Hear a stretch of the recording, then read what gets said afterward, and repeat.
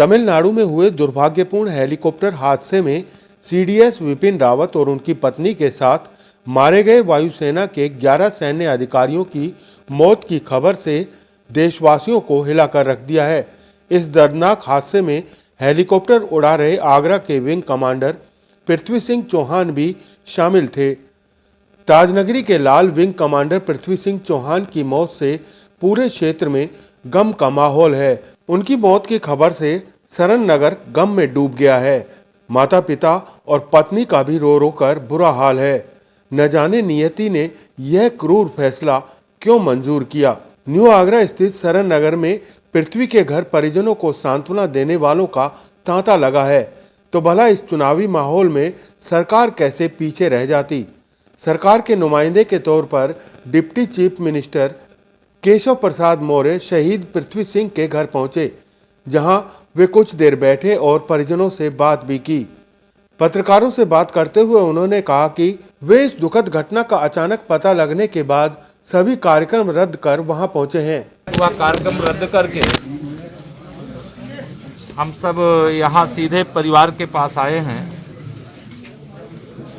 यद्यपि कोई परिवार का कोई सदस्य कहीं मतलब किसी बलिदान हो चाहे किसी रूप में जब जाता है तो उसका पूरे परिवार को दुख होता है, लेकिन इस परिवार के, इस आगरा के धरती के वो पुत्र थे, लेकिन पूरा देश आज उनके सर्वोच्च बलिदान से और जो हमारे सभी 13 चाहे वो विंग कमांडर या सेना के कोई अधिकारी अफसर सबको लेकर के दुखी है। और हम सब लोग जैसी सूचना है देर शाम तक उनका शव यहाँ पर शरीर जो है पहुँचेगा। और चूँकि पृथ्वी सिंह विंग कमांडर जी का परिवार देश के लिए सेना के माध्यम से और पूरा परिवार हमारी पार्टी के साथ भी, भारतीय जनता पार्टी के साथ भी जुड़ा रहा है, और हम सब आज इस दुख की घड़ी में परिवार के साथ खड़े हैं। घटना में साजिश के सवाल पर उन्होंने कहा कि आप सेना पर भरोसा रखिए, यदि ऐसा कुछ होगा तो जल्द सामने आएगा।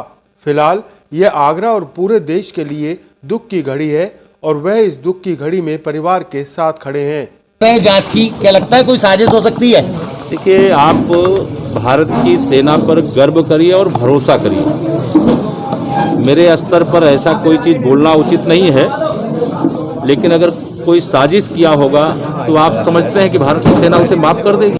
बहरहाल अनहोनी को कोई नहीं टाल सकता, पर सवाल यह उठता है कि आखिर इतनी बड़ी अनहोनी कैसे हुई, जिसने देश का काफी नुकसान कर दिया। अब सेना और शासन को इसकी गहराई से जांच करानी चाहिए, ताकि सच्चाई सामने आने के बाद आगे होने वाले हादसों को भी रोका जा सके।